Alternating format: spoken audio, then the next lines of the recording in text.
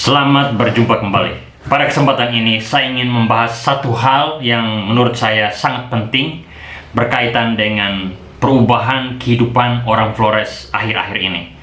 Pada kesempatan ini saya ingin berbicara tentang sepak bola. Argumentasi saya adalah bahwa orang Flores sebaiknya tidak boleh bermain sepak bola. Kenapa saya katakan begitu? Karena menurut saya sepak bola untuk orang Flores tidak ada masa depannya. Orang Flores menurut saya tidak akan berhasil dengan bergelut di dunia sepak bola. Akhir-akhir ini saya melihat ada fenomena di Flores bahwa orang Flores gila terhadap sepak bola. Jadi orang tua di Flores hari ini mereka kadang-kadang mengirim anak mereka untuk berkompetisi sepak bola di Kupang, di Bali, dan bahkan sampai ke Jawa. Karena mereka merasa bahwa anak-anaknya ini pasti akan punya masa depan di dunia sepak bola 5 atau 10 tahun yang akan datang. Terutama sepak bola nasional ya, yang mungkin akan menghasilkan penghasilan, penghidupan untuk masa depan anak-anak mereka. Tapi saya sayang sekali, ragu sekali dengan investasi yang diberikan oleh orang tua yang ada di Flores pada hari ini untuk anaknya bergelut di dunia sepak bola. Karena saya lihat bahwa mereka betul bergelut di dunia sepak bola, tapi serentak mengabaikan dunia pendidikan. Jadi kadang-kadang anak-anak itu diinstruksikan, disarankan untuk fokus di sepak bola, tapi pada waktu yang bersamaan mereka mengabaikan pendidikan. Nah, kalau menurut saya, cara mendidik anak dengan gaya seperti ini, mengutamakan sepak bola yang menurut saya sangat spekulatif untuk keberhasilan di masa depan, dan mengabaikan pendidikan yang menurut saya akan membawa kepastian masa depan untuk anak-anak itu, maka hal itu merugikan untuk generasi muda Flores di masa yang akan datang. Nah, argumentasi saya, kenapa orang Flores tidak boleh bermain sepak bola? Atau kenapa anak-anak Flores tidak boleh didorong untuk bermain sepak bola? Pertama, menurut saya, di Flores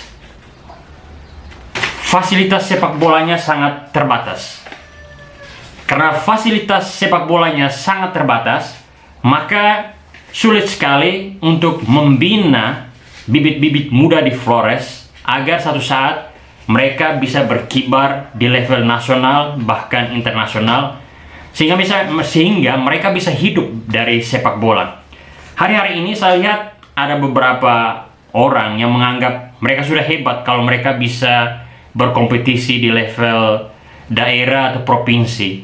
Nah, untuk saya, kompetisi di level daerah dan provinsi itu tidak ada apa-apanya. Karena banyak sekali bukti bahwa mereka yang sudah berkibar di level daerah dan provinsi, mereka tidak bisa berkiprah di level nasional. Itu sudah terbukti. Jadi sejauh ini mungkin hanya 1 atau 2 orang Flores yang bisa bermain di liga teratas di Indonesia, liga nasional.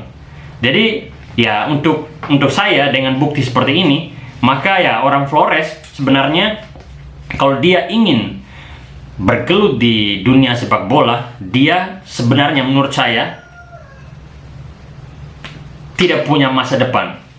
Tidak punya masa depan. Karena itu ya sebaiknya menurut saya tidak boleh anak-anak Flores atau generasi muda Flores direcoki dengan pemikiran bahwa mereka akan berhasil di dunia sepak bola kalau mereka mengikuti pertandingan yang diselenggarakan oleh klub-klub lokal di Flores, atau bahkan ketika mereka bisa berangkat ke Kupang, Bali, dan bahkan sampai ke Jawa.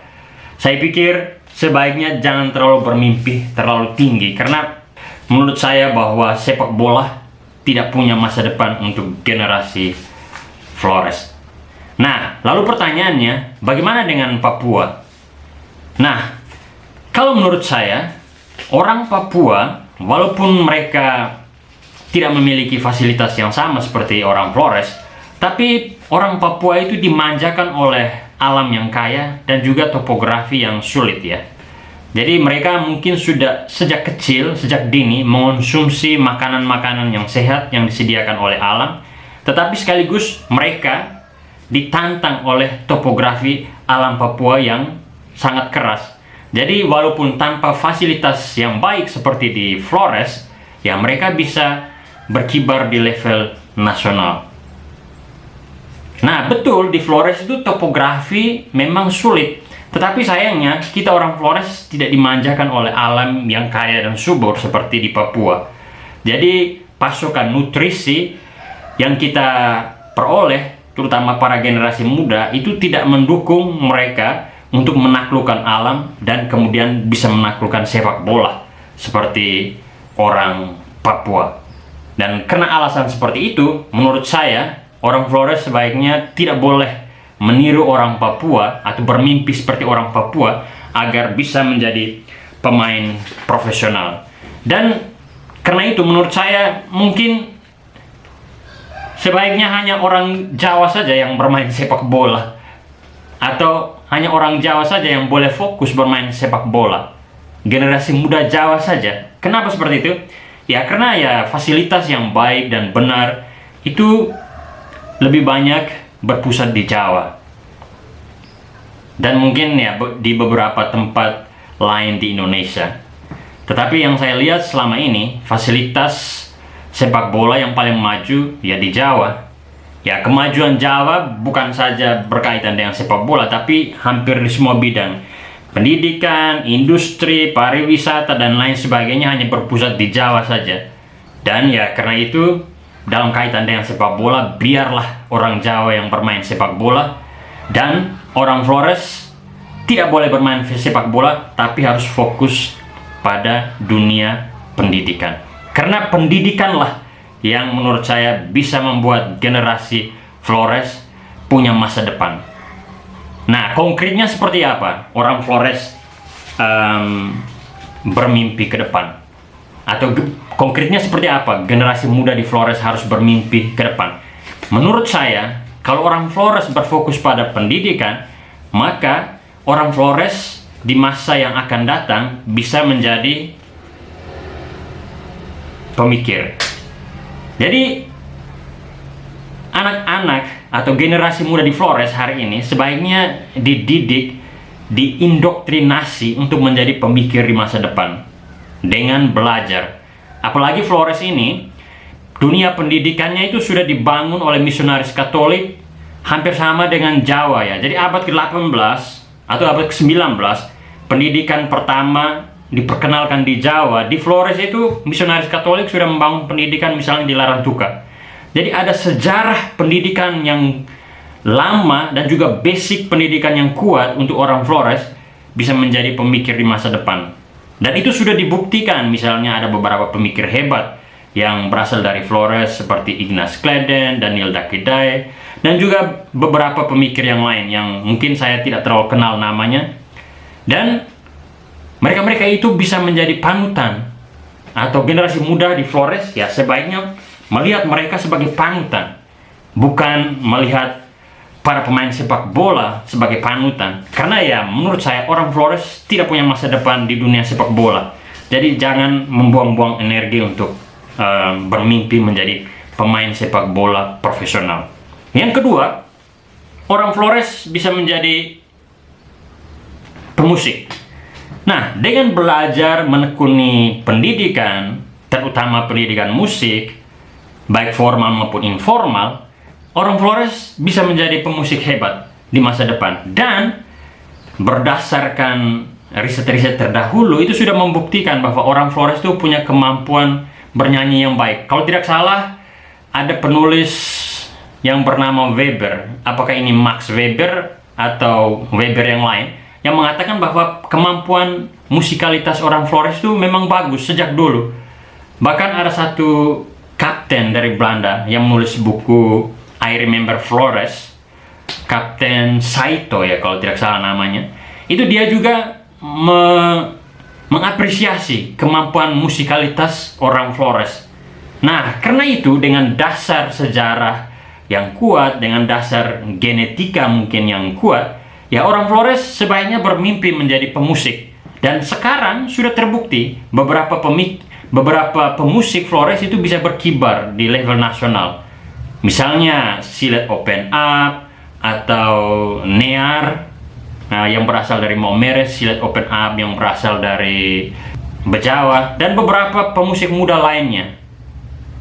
Dan mereka bisa viral dan bisa terkenal. Dan menurut saya, anak muda Flores ya harus mengemulasi mereka, meniru mereka, atau bermimpi untuk menjadi seperti mereka, bukan bermimpi untuk bermain sepak bola. Karena ya sepak bola untuk saya bukan menjadi masa depan generasi muda Flores. Lupakan itu. Yang ketiga,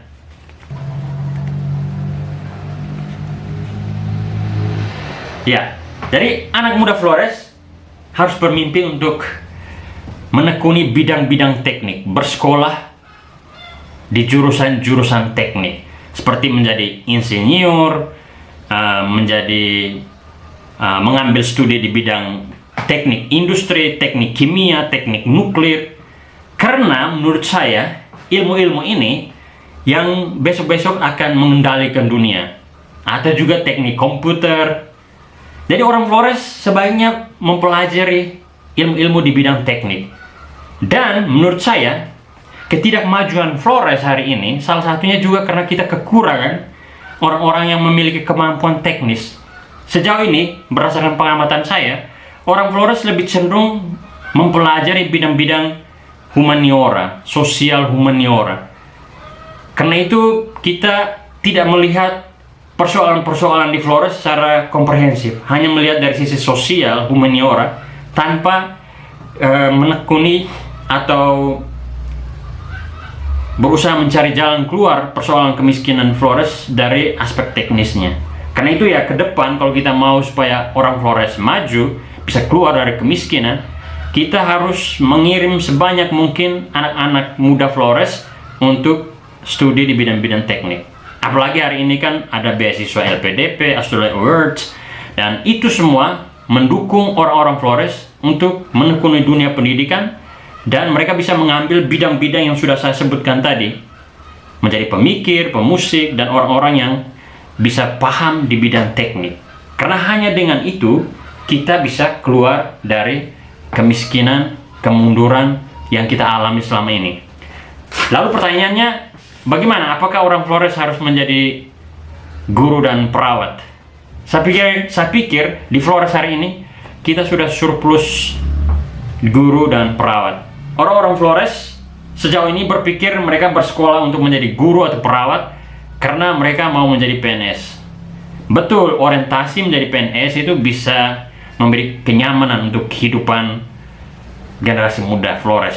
Tetapi berapa persen dunia birokrasi bisa menampung orang-orang untuk menjadi PNS?